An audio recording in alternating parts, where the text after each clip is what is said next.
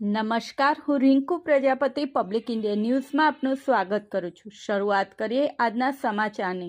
Anand SOG પોલીસે ખેડા કોર્ટના સજા વોરંટના નાસ્તા ફરતા આરોપીને વિદ્યાનગરથી ઝડપ્યો।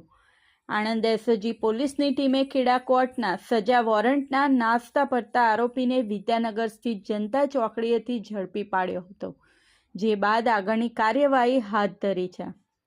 અમદાવાદ વિભાગ પોલીસ મહાનિરીક્ષક અને આણંદ જિલ્લા પોલીસ અધિક્ષકની સૂચના મુજબ આણંદ જિલ્લા પોલીસે જિલ્લામાં નાસ્તા ફરતા આરોપીને પકડવા માટે ડ્રાઈવ યોજી છે।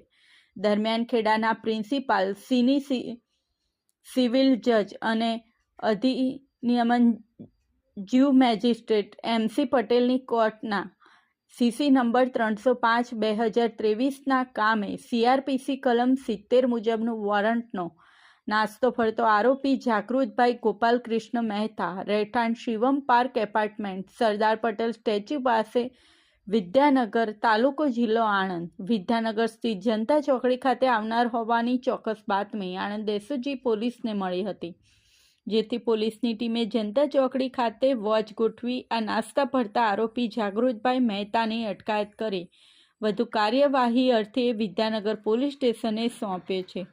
આ સાથે આજના સમાચારને અહીં સમાપ્ત કરે છે।